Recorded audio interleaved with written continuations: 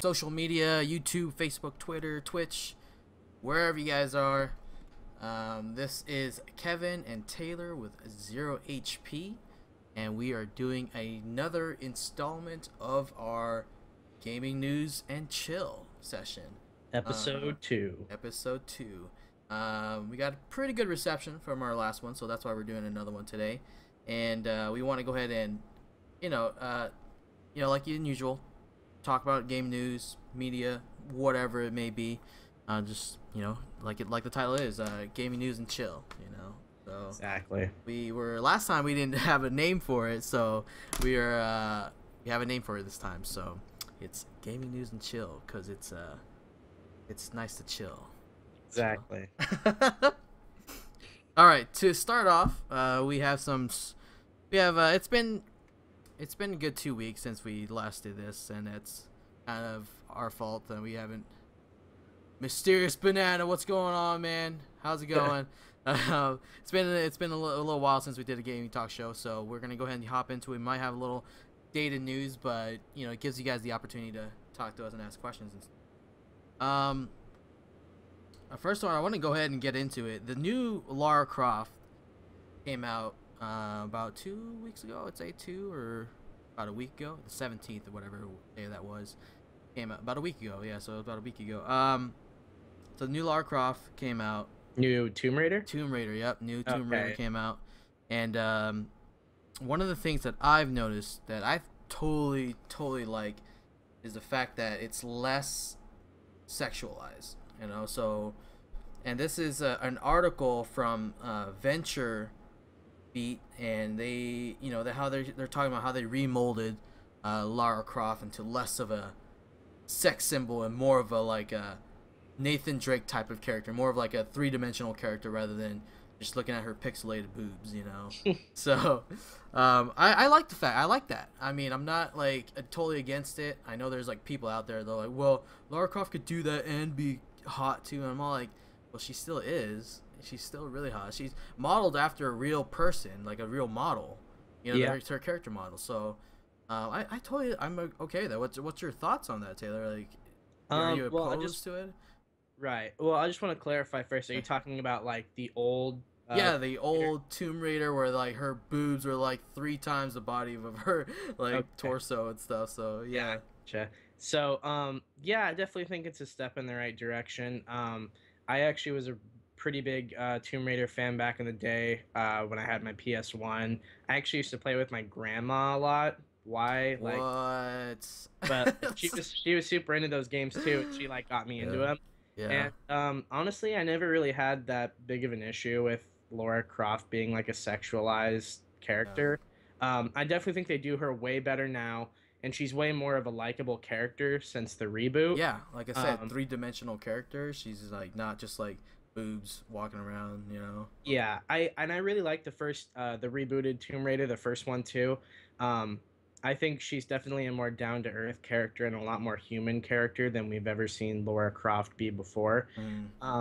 My only qualms with how her character was played out in the first one, and obviously it was kind of an origin story. Yeah. So she's not really the Tomb Raider that we know yet. She's kind of just starting out, and she's kind of vulnerable and has a lot of she's kind of scared of what she's doing, and she's just not as experienced in general. Right. And for some reason, I just thought the way they played her off kind of was too vulnerable and too I felt that too. She went through some shit though. In that first game, if you died, there were some gruesome deaths. There were some really gruesome deaths. So definitely. I totally agree though. She was almost too vulnerable. She's almost she should be like a solidary character. She's a badass, And I get, like you said, it's an origin story, but almost too vulnerable to an extent where it was not appealing. Where I was like, why are you? I hate to use the word, but why are you being a little pansy little bitch? Right. Why is it? What are you doing? You're a badass. You can take these guys out. Exactly.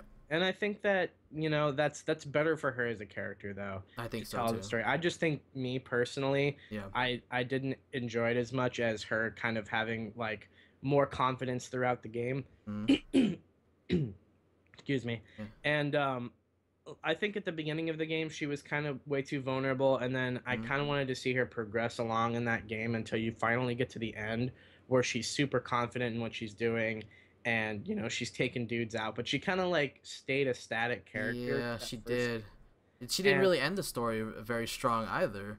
You know, she ended the story kind of like you said, still kind of like a little pansy. You know, she's still, but she got better, a slight bit better. She wasn't like, slightly, yeah. yeah, slightly, but it wasn't like she's gonna there. That switch wasn't there. Like you just instantly turned. I mean, I guess like, they have to find that balance because if they just automatically switch her to a badass mode and she started killing stuff, we would say the Not really. opposite. You know, be like, Yeah, what the hell happened? Like she just snapped or something. You know? yeah, So, I get that. I totally get that and where you're coming from, but yeah, I think so too, and I feel like them taking the opportunity to make Lara into more of a character rather than just a sex symbol. Because like, if you ask any dudes in their like late 20s, early 30s, what's the hottest female video game character ever? They'll be like, oh my god, the pixelated boobs of Lara Croft. Yeah. Yeah, The they'll be like, pyramid boobs. yeah, pyramid boobs, right? Exactly. But yeah, I totally agree in regards to that. I played the first Tomb Raider, the revamped Tomb Raider, and I liked it a lot actually. I liked I did the too. I did it, too. it felt like Uncharted.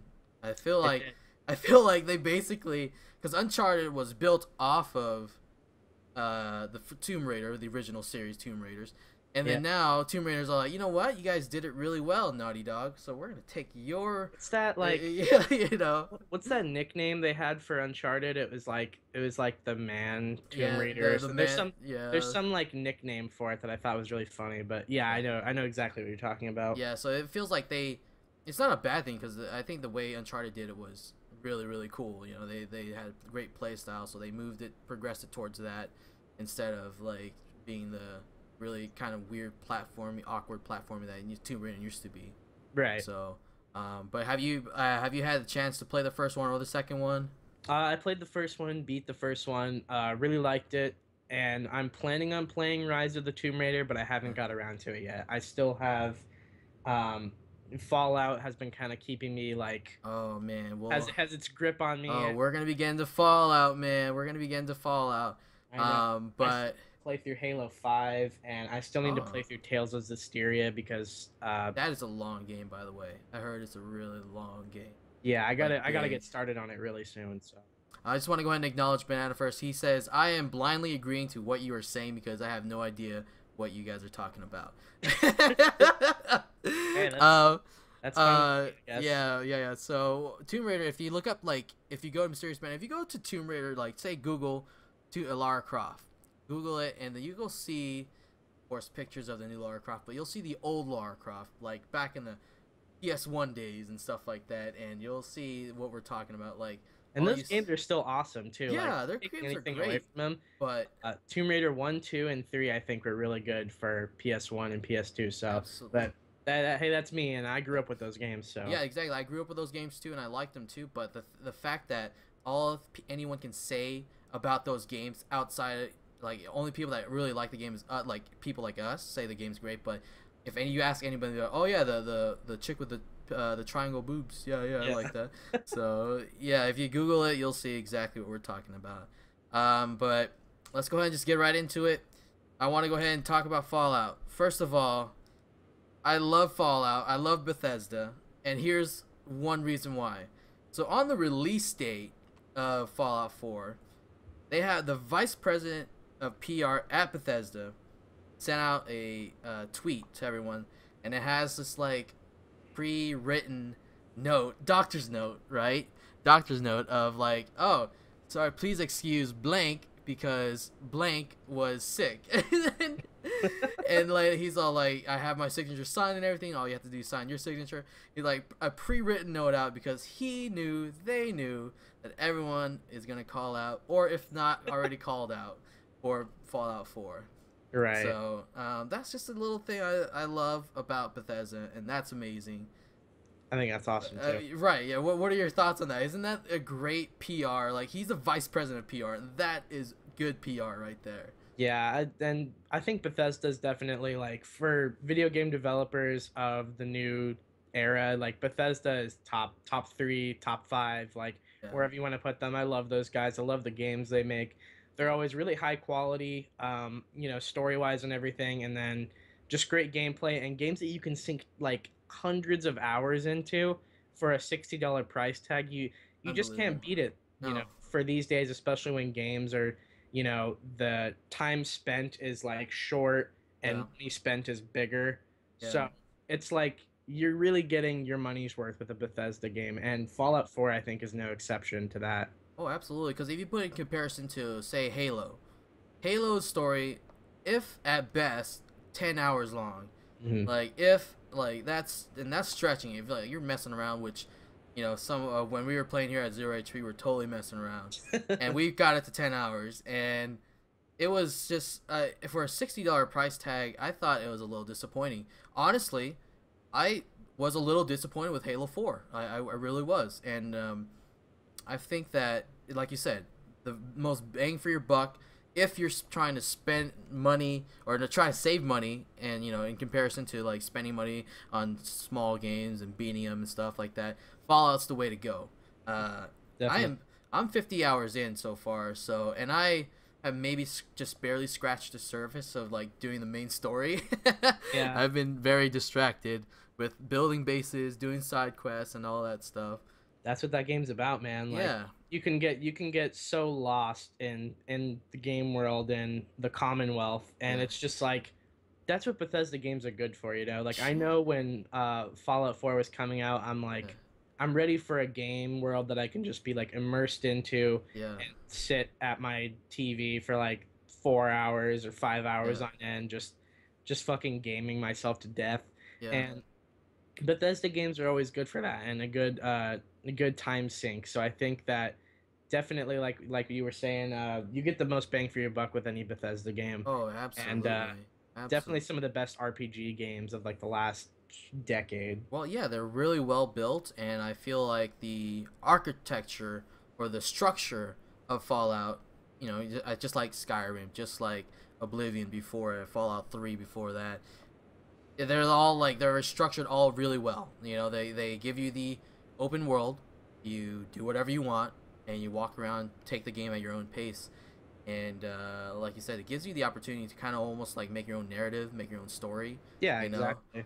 and you're just walking around and doing stuff like I really enjoyed I don't know, it's kind of mixed out there, but I really enjoyed the base building, the meta game of base building with with all the stuff. I mean, to an extent, I'm not building bases everywhere, but I'm building like my main bases, and they're fun. Mhm. Dude, are they fun or what? Like, They're what really do you think of that mechanic? A lot of people have mixed reviews so far.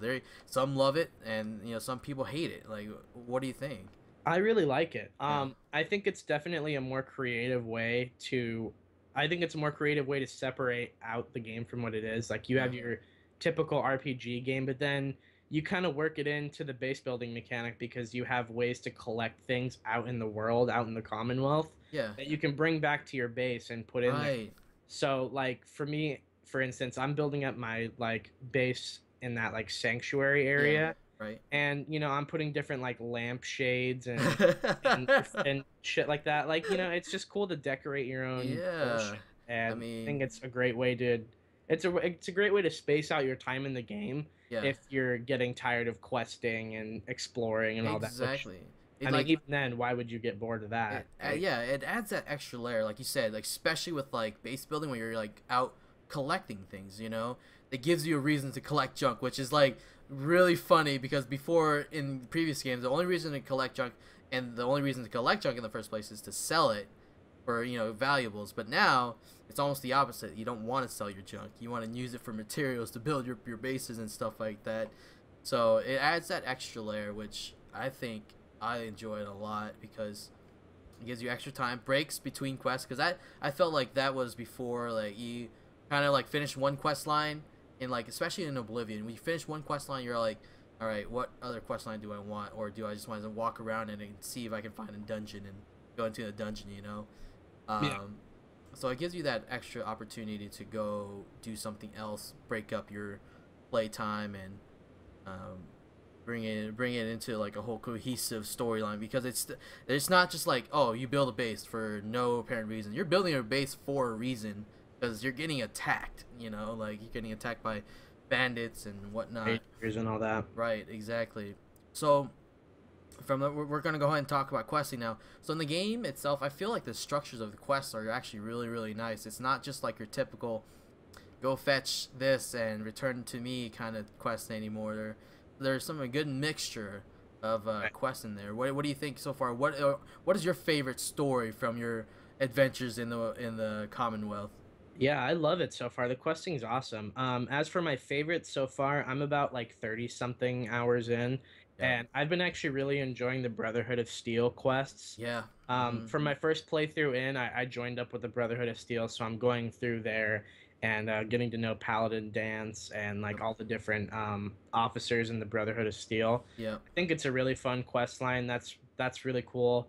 I like doing a little splintering off from the main quest. You do the stuff with Nick Valentine. Yeah. I like Nick too. Detective guy. Yeah. He's awesome. He's an awesome character. Probably one of my favorites in the game so far, as far as like an NPC goes. Yeah, he has like this like weird noir kind of feel to him, right? It's so cool. Yeah. Heads up, if anyone's out there may be some spoilers, because we are quite a bit ways in. So if you're gonna be listening to this, just be mindful. Right. But yeah, so you meet up with Nick. He is one of my favorite NPC companions in the story, and I cannot believe there's so many companions in this compared to like Fallout 3. I mean, it's so many ridiculous amounts, and you can keep all of them too. You're not just like, you can have them go to your different sanctuaries, you can go to your different bases and stuff like that, so you can keep tabs of all of them. And you're not just like, oh, I have to go find them every single time I want to switch out, you know. And so yeah, and the mechanics is really great, and again, just good game design there. Instead of like in Fallout 3, if you're gonna let somebody go, you have to go find where you met them, and then bring them back, and so on and so forth. So yeah, it's super fun. I've been enjoying it so much actually, and I might have said it somewhere on Zero HP in a different video, but I played Fallout 3 and I wasn't really a big fan of Fallout 3 for whatever reason. I did buy Fallout 4 for Xbox One too, so that's kind of the experience I've been getting for anybody who has Xbox One out there. Yeah. And the Xbox One version comes with Fallout 3, so I'm thinking after I play this one a good deal, I might actually go back to Fallout 3 to see if I can like reassess my opinion of it. But yeah, I really like Fallout 4. I've been really enjoying it. It's definitely a Game of the Year contender for me. Right now, as far as all the games I've played in 2015, I'd say Fallout 4 and like Metal Gear Solid 5 are very like. Yeah, I heard that too. A lot of people are saying that we're gonna have probably our own like video for the Game of the Year edition, but same contenders that we all know are of course Fallout. We have Metal Gear Solid. We also have Witcher. So all those are really good up for contention for Game of the Year. And yeah, I mean, since you mentioned Xbox One, so there was a huge issue coming out a lot with it has to do with frame rates. Like Xbox One, PS4, I mean, all this, they have issues. I mean, Xbox One the most, out of the consoles. But PC seemed to be the way to go for a lot of gamers that did not want frame rate issues. Have you yourself experienced any frame rate issues? Yeah, I have. Actually, I've experienced it a lot. And Fallout 4 is a really good game, but definitely far from perfect. I think there are one thing I really don't like is I've got a lot of frame rate issues when you have a lot of enemies on the screen. Yeah. It tends to slow down quite a bit. A lot of like weird I don't know the technical term for it, but like whenever you're kind of you're scrolling past or you're like looking in a different direction, you can see the individual like pixels on the screen for some reason, and then it kind of goes back to normal after a little bit. Weird. And then God, I'm trying to think of what else. Oh, loading screens are terrible. How long are they on average? For me, I'd say like maybe like the longest one I've had to wait was like a minute, but that's still pretty like that for a load for a next gen game.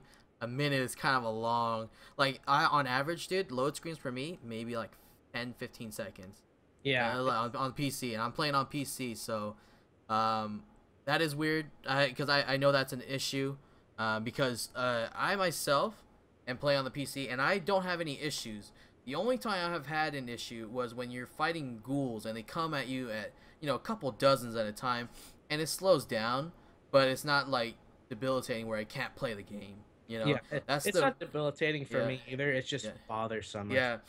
Especially for a next gen console, you would expect it to run smoothly, And Yeah. it's been like, and I gave it like both next gen console a year to get, program, because it took about for 360 and PS3, took developers about a year to get good at programming games that run smoothly and utilizing the The engine. the engines of the consoles to get it to run smoothly. So I don't know. It's been a year, and this frame rate still seems to be an issue with Xbox One and PS4. I mean, I don't know. Xbox One seems to be a little bit more than PS4, like having frame rate issues.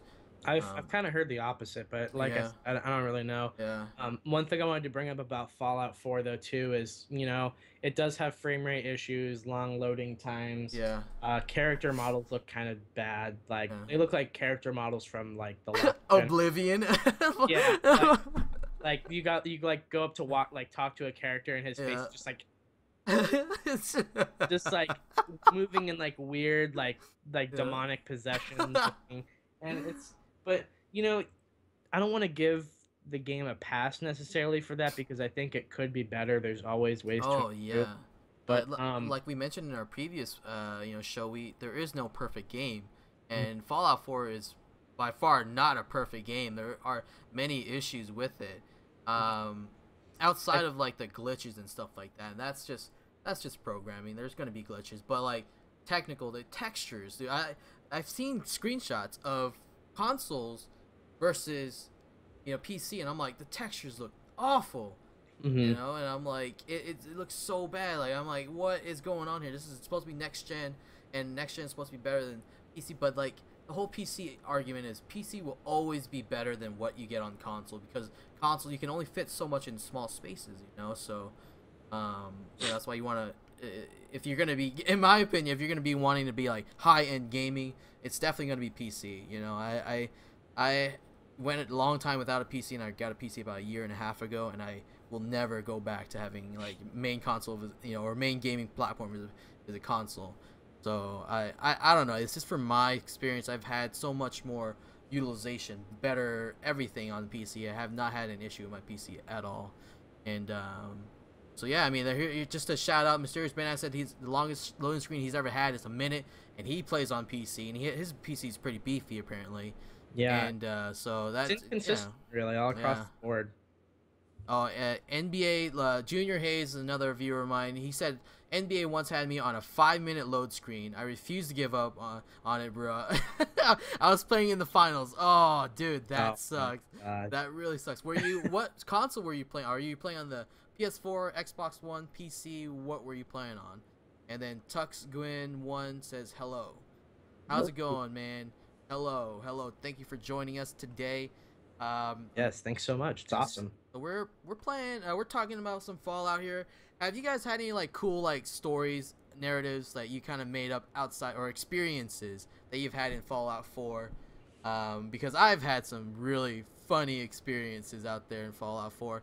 So this, here's a story that I have. So in my sanctuary, my village, my rule is no one wears clothes. So That sounds like so you. So what happens is, whenever I get a new piece of armor, or a new settler, they come in, they're like, hey, I'm new to the settlement. I'm like, okay, cool, take off your clothes. I'm like, give me all your stuff. So I tell them to take off their clothes, and then I walk around, and everyone's naked, and I'm like, it's a walled off, so they're not in danger, they're not gonna die. You guys don't hate me for it. They're not gonna die. It's walled off, and we got turrets everywhere. But honestly, my village is like a prison. It's safe. It's a buck-ass naked prison. Yeah, exactly. It's exactly that. There's like turrets everywhere. There's guards posted on the guard towers everywhere. It's hilarious. That's my experience with it. That's a kind of little funny story. Have you had anything like that in your in your game, Taylor? He's like, no, No. honestly, no, that's weird. No, I think that's awesome actually. Yeah. You're more creative than I am. I'm just building my base and just stand I'm honestly just building the base and that's it. Like I just Yeah. wanted to play out the mechanic and see how well it worked in the game, and that was about as far as I went. Um but I've had a lot of like weird glitches too. Like I remember when I first played the game, um, there's that beginning section, and it's not really a spoiler because it's at the beginning of the game for Right. people out there who are worried. But there's that beginning section where you have to fight Deathclaw. That one of the Deathclaw, Oh, he comes out of the sewer right. and he kills all the raiders. I had Yeah. this weird glitch where it like ran into a building and it just stood there and like shook around, and he got stuck for like Stuck. 10 minutes. You got clipped So into the building pixel, I guess. Wow, yeah, that so I is walked weird. up to him and I just like used VATS like 2 feet away from him so I Yeah. could get like a 90% headshot rate and just blasted him to death with it. Oh my god, that's awesome. I love that opening scene, by the way. When you're like, oh dude, I'm in power armor, I'm taking these raiders out, and the motherfucking Deathclaw comes out of the sewers, and he's like, I'm gonna fuck everybody up, dude. Just fuck my shit up, Yeah, fam. does it not like scare you the hell out of you when he like charges at you and he like dodges like left and right when he's like Oh yeah. charging at you? I'm like, holy shit, this guy's so fast. I was like, Even when he picks you up too and he like looks at you Yeah, he's like, "Brr," and you're yeah. like, oh fuck. I love those little additions to the game, and Yeah. it's so awesome, and I can't believe that they thought of that. I'm like, that makes it so real. Makes you feel like you're fighting a big monster, which you are, you know. Exactly. Junior Hayes says that he did play NBA on the PS4, and so 5-minute load screen on the PS4. Wow. And Banana says the reason the load screen was so long is because when it finally loaded, there was a crap ton of feral ghouls and a couple of super mutants. Okay, so I had the same experience on my PC. Yep. There's a couple dozen ghouls coming at you, man, and it slows the screen down. So definitely, I totally get that from Banana. And then the most terrible moment on Fallout was watching me play and build a fence. Okay, First of all, those fences are stupid. Okay, they clip together. Okay, that's the one thing I don't like about the building mechanic, especially with walls and fences. They clip together, right? So when there's an incline, when there's an incline on the mountain and you build a fence up, what it does is it clips to the fence and it doesn't clip to the incline. So what happens is there's like a huge gap, a huge gap in the fence because you're building a wall like up. And Junior sat there and watched me. He's like, dude, are you gonna do anything else but just mess with that? I'm like, dude, I'm not gonna move. I need to finish this fence. I was like, my people are gonna die. Yeah, I know, you need to protect your naked ass people. Hey, in my defense, I gave him some good weapons. Okay, Oh, okay. I gave him some pretty good weapons. So all is forgiven. Right, exactly. So yeah, of course we need to finish the game. I don't think any of us in Zero HP have technically finished the game yet. So we'll give our final like game thing. As you know, as we start finishing, we'll have a month left here before we decide. We might even consider doing it in January because I know we should do it in January. Yeah, I feel like because that other game's coming out, and it's Xenoblade for the Wii U, and I must say that game looks incredible. Yeah, I have never played. I have to admit, never played a Xenoblade game I haven't ever. either. So, but that game looks freaking awesome. So, if it turns out, and Nintendo has a tendency to do this, they come out with really great games, but they don't get any publicity for any of that stuff because it's all first party and blah blah blah. And so I'm interested in seeing Xenoblade and how that turns out, and I want it. I want to get it. So I'm really feeling it. Exactly, I'm really feeling it. But what happened is I don't have a Wii U either, so I'm gonna get a Wii U within this week. Black Friday sales. We're gonna talk about Black Friday. Maybe try to help you guys save some money out there too. I'm gonna get a Wii U, and I'm gonna go ahead and get Xenoblades. I'm gonna get a bunch of Wii U games and blah blah blah blah blah blah. So, but yeah, we'll go ahead and move on here and go to another topic because we can talk all day about Fallout. So, yeah. Just for people out there that have an Xbox, if you guys haven't already bought the Gears of War, the new Gears of War, well, not new, but the Gears of War remake, on Xbox One, definitely consider it, because if you do, you get all the backwards compatibility, you get all the previous Gears of War games. So you're technically spending, I think it's actually not even $60, it's like 50 or $40, and you get all the previous games on the backwards compatibility train. So it's a good buy for you if you haven't already. Have you ever played the Gears of War series, Taylor?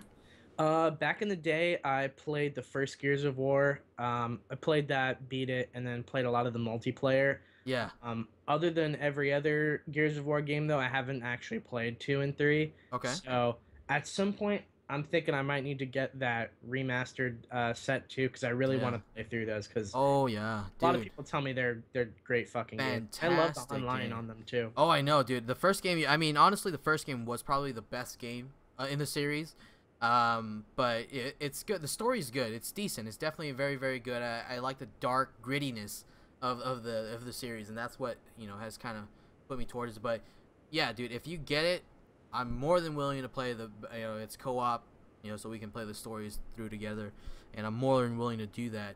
And just a quick break here. We got some chat going on. So Mysterious Banana, he's put hashtag protect that naked ass, and then Junior put hashtag love the naked donk. Junior also put Black Friday. We're gonna get our juices flowing, folks. Yes, don't get stabbed though, man. I'm telling you, don't get stabbed out there. Be careful. And everybody walk at a nice brisk pace. Yeah, right. No running. We got, you see here, Mysterious Man also put, good old Black Friday, the day where you get trampled by bar guys who are diehard Fallout fans. Yeah. Well, there is some Fallout deals out there. So, I mean, dude, some of the most ridiculous stories come out of Black Fridays. Remember when PS4 came out and people were lined up for it on Black Friday? Oh, and there was like reported stories of like people getting stabbed in line. Like, I was like, what the hell's wrong with you guys? You guys know it's just a console, right? Right. I'm like, that is the most ridiculous thing I've ever heard. Like, I couldn't believe it. I was like, you guys are insane. Like, I heard a story. I think it might have been maybe for the last console generation, or it might have been for this one. I'm not sure, but it was for Xbox One or Xbox 360. They were having a Black Friday deal for like a certain amount of Xbox Ones you got for like $100 or something ridiculous like that.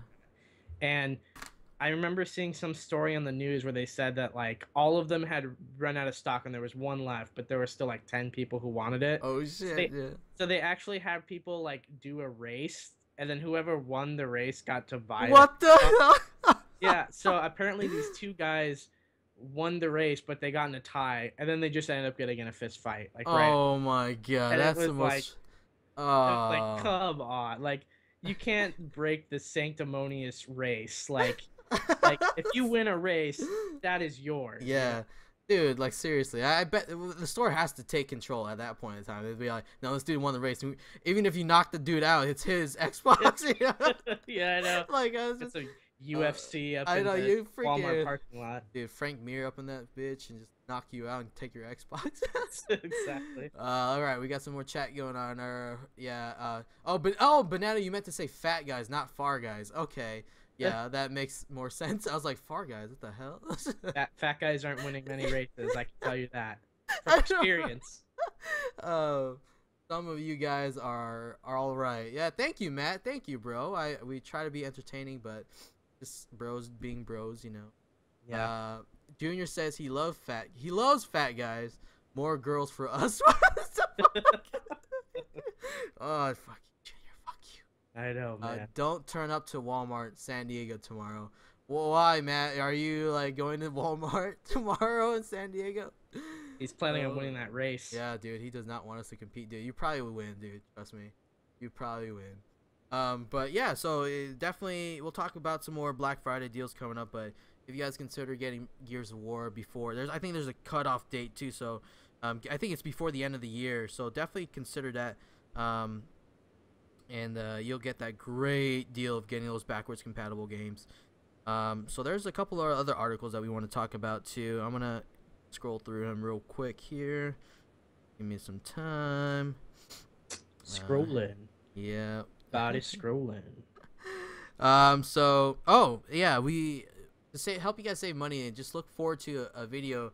Apparently, I got a pretty good reception for the Halloween sale for my YouTube video. Like, help you guys save money. You know, they don't call me the budget gamer for nothing. You know, so I'm probably gonna be doing another one for the holiday sale. So keep an eye out for that. And I'm gonna try to expand it to not just Steam games, but all consoles, all game platforms, and video games. So keep an eye out for that. So if you're interested, if you have any suggestions to what to keep an eye out for, let me know, because I'd be more than willing to, keep an eye out for you in regards to those games. And just to kind of, I know we're all over the place today, but this is kind of like an impromptu talk show. Yeah, super off the cuff and just right, coming at you live. We also have an article that comes out here, and has one of the biggest openings. It was Fallout 4, of course, and on Steam, Steam alone had sold 1.2 million copies on the first day. That is insane. I was like, and I saw a screenshot of a Steam saying how many active players are playing certain games. Fallout, of course, on day one had like 500 plus, players, and then Call of Duty Black Ops 3 was below it with like 25,000. I was like, what the hell? That's insane. Given most Call of Duty players, and this is just from my, kind of my estimate of a lot of Call of Duty players are console players, Oh yeah, those console peasants. No, just kidding. I want to put out like an open invitation too, because I've kind of lost a little bit of interest in the Call of Duty series. But if we have viewers out there watching who have played the new Black Ops, you should definitely let us know how it is, because I've kind of left it out. Like, I don't know if I'm gonna play it or not for our Game of the Year thing. Yeah. If any of you guys out there are big Call of Duty fans, or if you guys have played it and you really liked it, or it kind of changed your opinion, yeah, definitely let us know, because I'd love to check it out if it's really worth if it's worth the money to get it. So yeah, because I had the same thing, and I heard actually I've heard really good things about this new Call of Duty. It said it's the best since Modern Warfare, so that's why I'm open to trying it too. But there's other games out there that are, of course, are in consideration, but they may not be in the running, but they're in consideration, like Battlefront, of course, and there's a few other games that came out this year that I can't name at the top of my head that are in consideration for Game of the Year. But of course, us being us, this is totally biased, but I prefer to play an RPG over like a shooter any day. So, but that's why Fallout kind of combines the two, so that's why I like that so much. Just to throw out some more stuff here, some chats going on. So Junior says, yo, that school shooter said that shit, he trying to be funny. Okay. No, Greg from GameStop will be there. Greg from GameStop will be at San Diego Walmart, huh, Matt? All right. I see. And then we have Mysterious Banana says, no, not Greg. Who is Greg? Dude, I don't know. Matt just said some guy named Greg. I was like, I wonder why our group of friends doesn't have a guy named Greg. That's weird. I know. Like, Greg is such a common name. Fucking Greg. I know. We have like everyone. We don't have anyone in our group of friends that has the same name as another person, which is kind of cool. I kind of want to keep it that way. So if there's anyone that ever has the same name as you, they have to apply to be in our.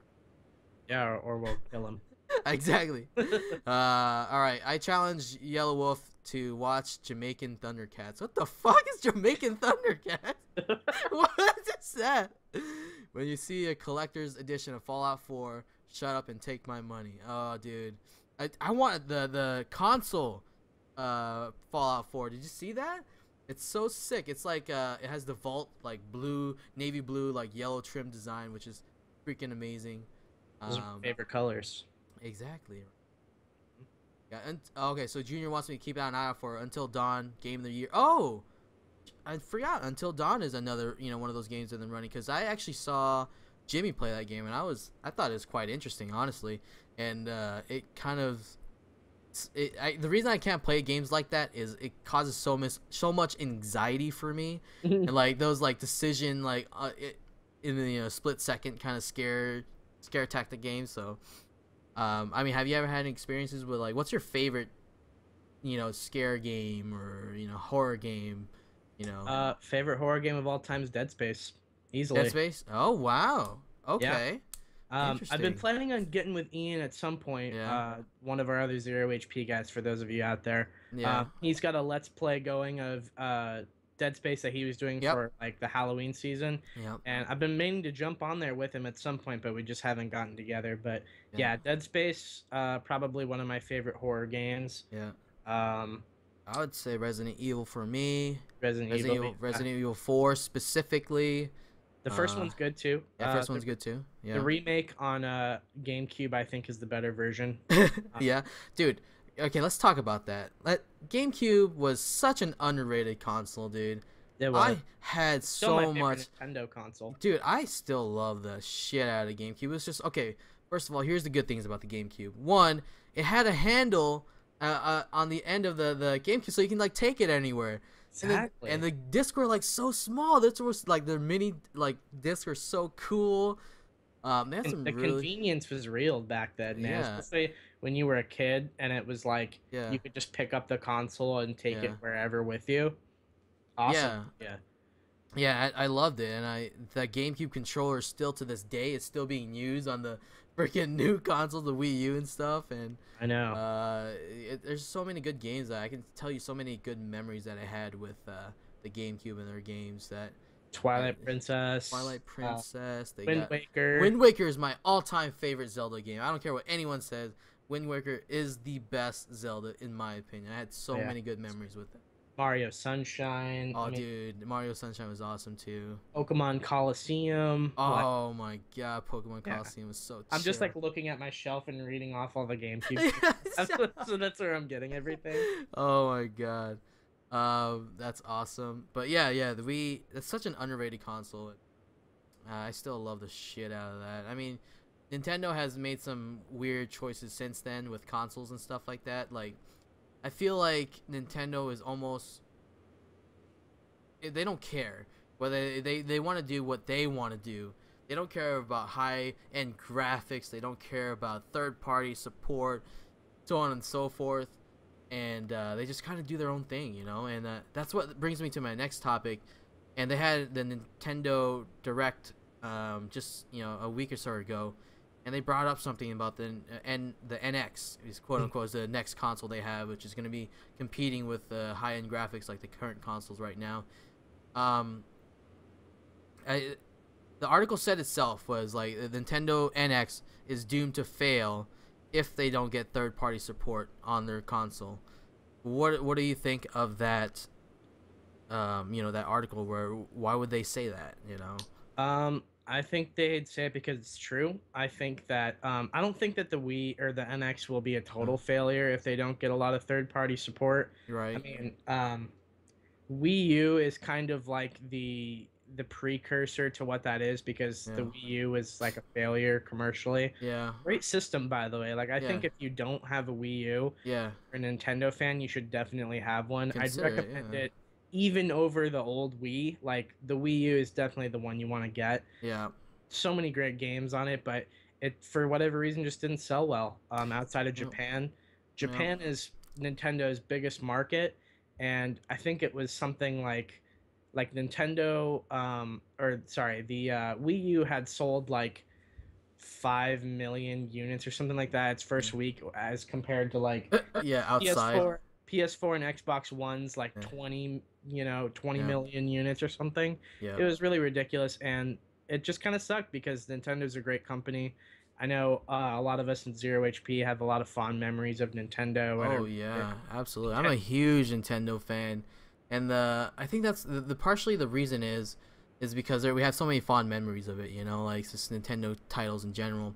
But I think that a company also has to know that their demographic, their fan base is getting older. Like they should be making games that are progressively for more the mature adults versus like children. I mean, although I know that they still have to tailor to that audience because that's mostly what they're known for.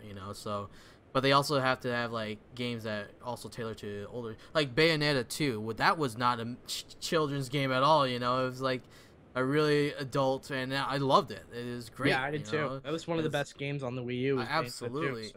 And so yeah, that's what I was thinking. I think they need to start making more games like that, and slowly they started making more games. They have that Zombie U, which is pretty good.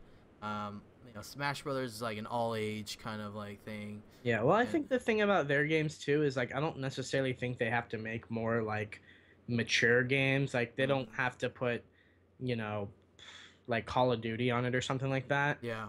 In order for it to sell. I think that you've got so many. Nintendo makes its money off of its intellectual properties. Yeah, so like absolutely. Mario, Zelda, Donkey Kong. You know, it's got wide market appeal. It's not just popular with children and younger gamers. It's also popular with older gamers because people like us in our 20s, people in their 30s or 40s still playing know, it. Yeah, know Nintendo characters and they know them by heart. So I think that Nintendo's never going to stop making games that have those familiar franchises in it. Yeah. And I think in terms of games, they have to just keep doing what they're doing. Yeah. I think they have to stop. They have to stop working so hard to innovate. Yeah. Yeah, I think so too. And that's one of their good, their strength and weakness at the same time. Yeah. Because we all know, we all hate the freaking Wii U controller. The motion controller was so dumb. It was. I hated it. Yeah. Like, as a gamer, I just want to sit down on my couch. I don't want to move around. I just want to have a controller, and play play the fucking game. Like, why do I need to stand up and do it? Like, wave shit around. Like, it just wasn't. It was fun for like 2 minutes. Whatever. Yeah. You're like, it was cool bowling and boxing and all that. Yeah, that's why the Wii sold so well because old people bought it and they were like, "Oh, I could get active. I can't walk around my block anymore, so I'll just play some Wii golf." Like, I think that's definitely what helped it sell because now that the Wii U has come out, it's definitely gotten that age gap from younger gamers to older gamers. I think so too. But you're sacrificing your like core fan base for like reaching out to people who don't play games. And I think if Nintendo just makes a system that's a regular console, has good graphical fidelity, and it just has a controller and you're playing games and that's it, like with great storylines or just great gameplay mechanics, then you're set. I think that people would legitimately buy into that. Yeah, I think so too, and I feel like we said, the older the audience is, but like honestly, will we ever get tired of playing Donkey Kong or Mario or anything like that? Because I am not right now, but the way that they're innovating like these different types of play styles and all that stuff, and their classics and all that stuff, I totally get it. But like in 20 years, if they release another Mario game that is the exact same copy of the current Mario games, I'm like, dude, I'm kind of done with Mario,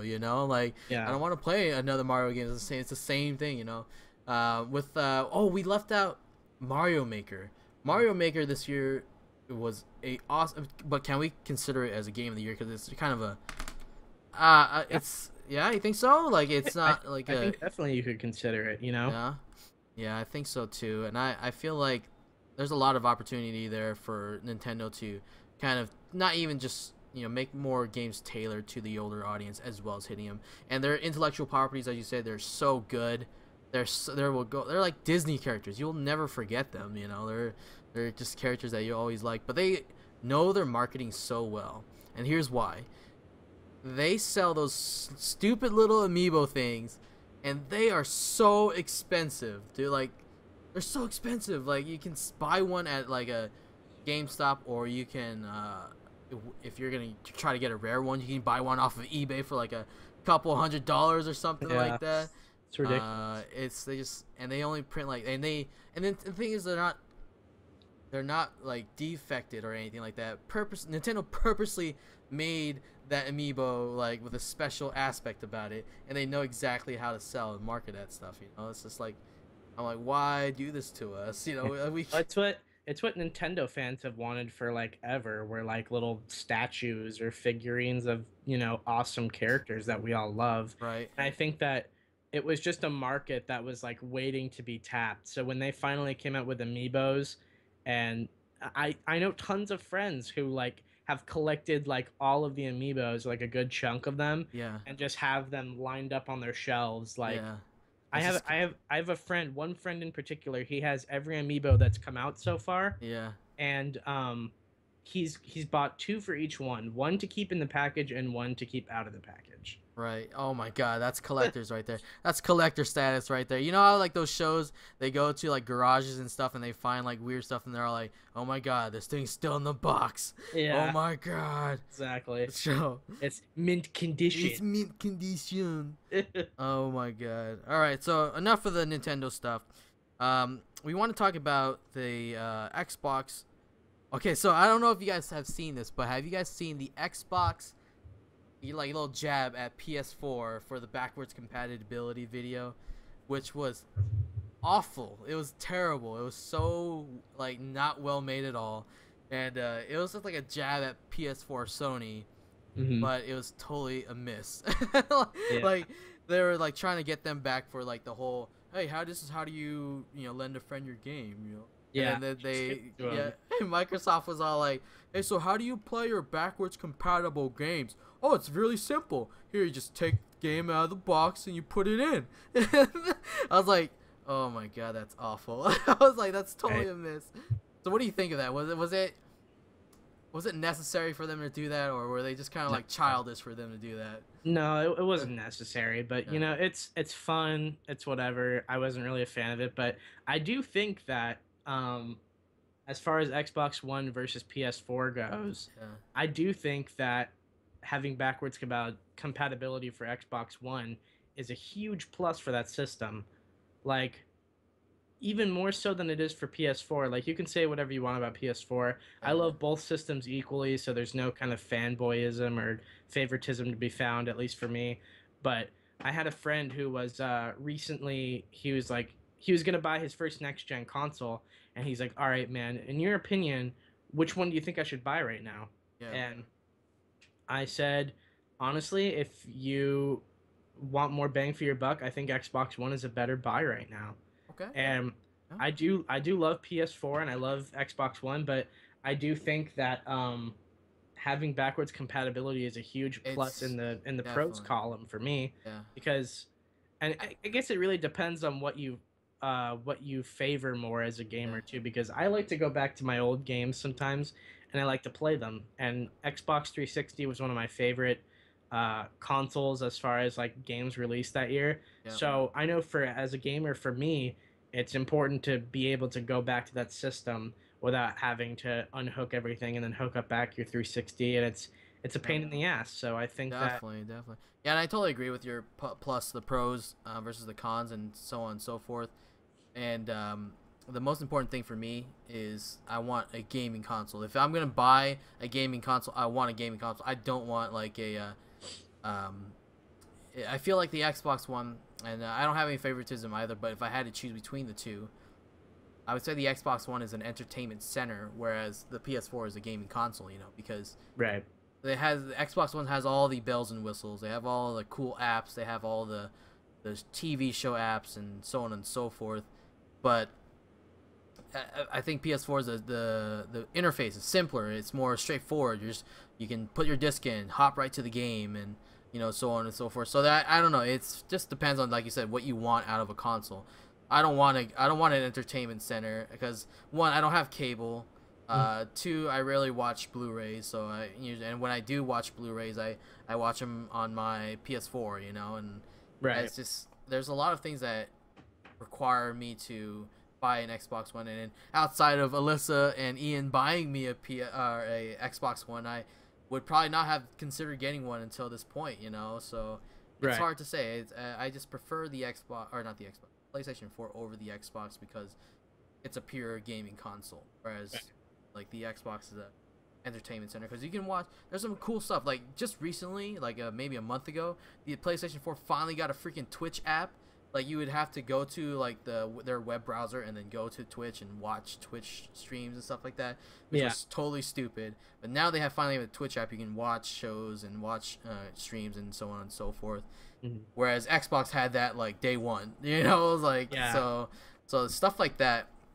They It have really they have is. HBO, they have like streaming shows and all that stuff too. So Yeah, it's really honestly, it really just comes down to what you prefer because I basically for my friend who asked like what console he should buy, I gave him a list of pros and cons for each system. I mhm. was like, if you want a better online system, I'd go with Xbox Live. I Yeah, think Xbox Live is better than PSN is. right, And then if you actually want like a gaming console that has a better processor, yeah, runs a lot faster, has better graphics, you want to go PS4. right. So it's really a trade off, and I think they're equal. But Oh yeah, um, absolutely. I think the Xbox One just bumps it up a little bit more Just for me. because of the backwards compatibility. But Yeah, the good news is, for your PS4 owners out there, Sony has announced that they may be doing something similar to the backwards compatibility, not to the same scale as Xbox did, where you can just insert the game and play it. yeah, They might have like a store thing where you can, you know, connect your old games and so on and so forth and play the old ones. which would be awesome. I think Which that'd be I know that'd be really really cool. I'm like totally into that. So I that's after their backlash of the backwards compatibility that yeah, Microsoft tried to stab them with, but but yeah. So I feel like that's gonna be another even them out because like you said, I think they're very even as well. It just depends on what you prefer, yeah. So Definitely. just to switch it up a little bit, uh, we want to talk about something other than gaming. Let's talk about this Alien or this Prometheus sequel called Alien Covenant, coming out in October 2017. And this has been like an ongoing thing. It's on, it's off, it's on, it's off. We're not sure what's going on right now, but so far it finally got a name, so we'll see. But there's two Alien products or two Alien titles in the works right now. Mhm. One headed by Neil Blomkamp, the guy that made District 9, Elysium, all that stuff, and that is supposedly a true Alien successor. Whereas Ridley Scott is working on, it's working on the Prometheus 2. So, and that Prometheus, I think a lot of people disliked because it wasn't a true prequel to the Alien universe. Right. Because there's like some weird stuff going, or if it wasn't really well portrayed. I guess that's where the backlash comes from, because there's a lot of material in there that pushes back to the Alien movies, sequels, and so I don't know. What do you think of the prequel and the two titles working at the same time? What's going on with that? I think it's gonna be interesting. The only thing I'm worried about is that I'm not a fan at all of Neil Blomkamp as a Yeah, director. yeah, Um, I didn't like District 9. really? Yeah, Wow. I know that's kind of like an unpopular opinion. I wasn't a fan of it, honestly. I Yeah. actually liked Elysium better than I did District 9. And Wow. even then Elysium was like to me. Yeah. So, Okay. and then Chappie is a disaster. Like don't go see Chappie. It's fucking Yeah. terrible. Yeah. Okay. So in my opinion, Yeah. Neil Blomkamp as a Yeah. director is like 0 and 3. Oh Like wow. Okay. Because he I agree with you there. Chappie wasn't that great of a movie, but was it for the first movie, was it the protagonist that he just couldn't like? Because he very much so made the protagonist very hard to like in the first couple of first half hour, maybe an hour of the movie for he's District talking about 9. Chappie. No, District 9. Oh, just Yeah, remember because he was like a social worker. He was yeah. so he was very unlikable. Yeah, So I didn't like their main character at all. I think yeah, actually that's what made District 9 so unlikable yeah, to me. It yeah, just it was him walking around being unlikable and just yeah. fucking prawns everywhere, fucking prawns. Fucking Bronson. And I was like, I'm so annoyed at this fucking guy already. Like I just thought it was dumb. I thought the design Yeah, of the aliens was stupid. I was yeah, just whatever. It was a cool idea, but yeah. it didn't hit for me. So So I mean, with that said, then what are you high hopes for this Alien sequel or like, what? I think I'll watch it. I'll definitely watch Yeah, it, but I'm kind of worried about it, to be honest. I would actually rather Ridley Scott just do it again yeah, do it because again. 'Cause- Ridley Scott, at least for the past couple of years, has been kind of hit or miss as a director. Yeah. But he just had a huge hit with The Martian. The Martian Oh is a yeah, great movie, and fantastic. I haven't seen it yet, but from what I hear, like people are like raving about it. Yeah, So I it's think in fantastic. Ridley Scott's hands, it could be really good, but only time will tell. I mean, I'm kind of worried about it with Neil Blomkamp, but Yeah, if Ridley Scott is at least producing on it or yeah. overseeing it, I can maybe sleep better at night. When it comes to that. Yeah, I'm excited. Aliens, one of my favorite, movie series of all time. So, I'm very interested. It's just really confusing for fans that are not into the series. Like Ridley Scott is directing the prequel, the Prometheus sequel, but Neil Blomkamp is directing the Alien sequel. I'm like, both projects are going on at the same time. Like, what the hell is going on? So, Yeah. um, yeah. So yeah, I don't know. It's very confusing for people that haven't been into it. But yeah, I totally agree with your whole point of Neil Blomkamp. I would say for me personally, I love District 9. Elysium was all right, and Chappie was not good. But I do like District 9 was just I totally get where you're coming from. The protagonist was not likable, but I think that's what the point was, is like he became more likable as a story, but he was so unlikable at the beginning, so that pushed him, made it people uneasy and dislike the character. I mean, you're just a fan of fucking prawns. Yeah. But to see him like transform into a prawn and like lose his family, and at the end there was so sad. He was like full on prawn, and he's like the alien was like, I'll come back for you in like 9 years or whatever it was, and we don't hear anything back from him yet. So I thought there was gonna be a District 9, like number 2 District 9 sequel or something. But yeah, the same with Ridley Scott, hit or miss in recent history. So, but with the track record that Scott has, I'm gonna say more than likely it'll probably be a pretty good movie. So, Yeah. the And I'll go see it anyway, even if yeah, it's bad. So yeah, The Martian was fantastic. If you guys have not seen that yet, definitely take the time to go see it. This weekend or whatever you guys do, or buy it on DVD when it comes out, Blu-ray.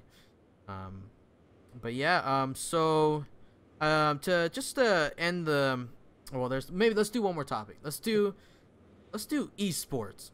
okay. What do you think of esports? Is it the next generation of gaming, or is this going to be another like MLG type of thing where everyone's going to be really into it and then it's going to just die out? Right. Um, I think esports are fun. I Yeah, think that I'm not really too big into them because usually the genre of games they pick, I'm just not really yeah, big on. yeah. Um, I mean, shooters are fun to watch. I think that's fun.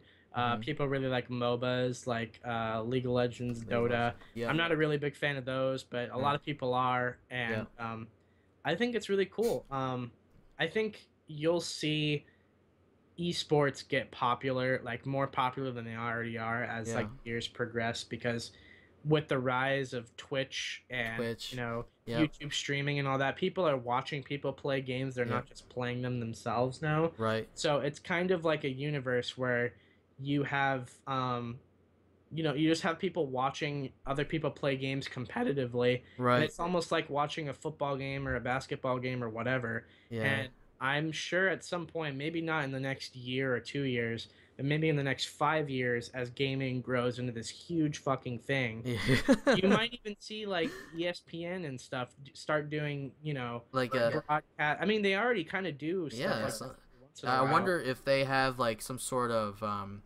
channel for, like, ESPN has a channel for esports, because I kid you, like you said, esports have become such a huge thing recently in the recent years because of League of Legends, Dota, CS:GO, Smite, all those games, and they're all skill based games. So I feel like the reason why MLG died out was because Halo died out. You know, like it was MLG was all Halo. It was nothing but Halo. You know, and they had that golden year or two of like Halo, and like I was so into it. Like in high school, I was like into this guy. I was like T Squared and Final Boss and Walshy and all that stuff. And these guys were Walshy, yeah. yeah. Walshy was a badass, but he was like a total prick at the same time. Yeah. So yeah, those. I mean. League of Legends in the recent year, as it's just progressively getting bigger, like renting out like whole stadiums full of people watching, like it's such a huge thing, you know. CS:GO, same goes with CS:GO. Like it's growing right now. It's they have like their huge DreamHack, you know, stuff going on in Europe and Cologne and all that stuff. So it's gonna be a big thing, and then there's fantasy esports is another thing too. I just learned this a couple days ago that you can do a fantasy league for esports and like CS:GO and League of Legends players and stuff like that. I was like, what the hell? That's crazy. Yeah, and I think it's only gonna get bigger. Like, yeah. maybe, like I said, maybe not. You might not be able to see it in the next year or two. Yeah. I think like 5 years down the road, when we're maybe into like the next generation over from these consoles that we have now, or you know, where it progresses, it's only gonna get bigger. And I think that you'll see like a culture shift as far as that goes, and gaming's only going to get bigger, and you know, people are so into it now that yeah, it's just going to be massive, and it's going to continue to be that way.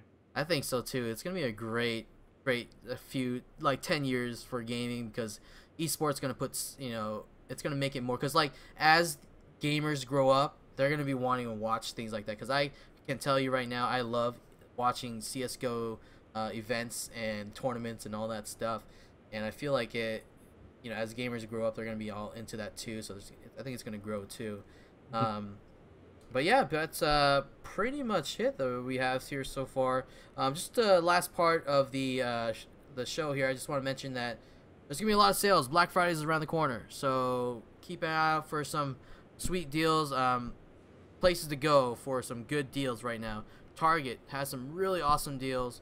I myself will be picking up a Wii U from Target. They have the Smash Brothers and Splatoon bundle for Wii U for $250. So that's a fantastic deal. So definitely look into getting that. There are other great deals too. The Nathan Drake edition for the PS4 on sale at Walmart, Target for $300. I believe it's the 1 terabyte one, or is it the 500 gigabyte one? I'm not really quite sure. But regardless, it's a great deal. You get all the Uncharted games and all that stuff. So, so you know, just look out for those titles if you guys are in the, you know, market for a new console, or it's kind of I wanted a new system to play on, because that's what I'm doing with the Wii U. I want to play some Wii U games. Yeah, I didn't even remember that Target was having that good of a sale. I might have to jump on that too. You get the Wii U, yeah, dude. I was actually gonna ask you. Because you know you're gonna be working. Taylor here works at Target, so he knows all the inside. He's the inside man that we have in Target. So he has some great deals there. He has some games and stuff. So I was gonna ask him about all that stuff. But we'll go ahead and, you know, make an episode. We'll make a whole episode about that. You know, budget gaming and all that stuff. So look forward to that coming out on YouTube. But that will be it for us today, guys. It was great chilling out with you guys. Chat. You guys are active. Even though you guys it was awesome. Thanks so much for watching, guys. Even though you guys are trolls and stuff in there, I hate you. Hey, but no, that's okay. Hey, bring them in if you're watching. I love it. So yeah, I do appreciate it, you guys. But yeah, that's it for us here at Zero HP. Be on the lookout for us uploading this episode to YouTube, and we'll follow us on Facebook, Twitter, Twitch here. You know, you follow my stream. We'll always be doing stuff like this. So. Otherwise, we're pretty much it. We're done here, you guys. We appreciate you guys stopping by. Do you want to say any last words, Taylor? Yeah, I just wanted to say, for any of those who are watching who don't know us or want to get involved, definitely go ahead and like us over on Facebook at facebook.com/0hpcrew. Yep. I think it is on Facebook. Yep. And then YouTube at 0HP. Subscribe, like, favorite, comment. You know how it is. Yeah. And then also, if you want, guys, you can follow me on Twitter at Taylor the Savior. I'll post updates on there every once in a while, or you can just see my random thoughts. Either way. I'd like to have everybody over there. And Yeah. one other thing too is as we do more gaming news and chill, I'd like to answer a lot more questions.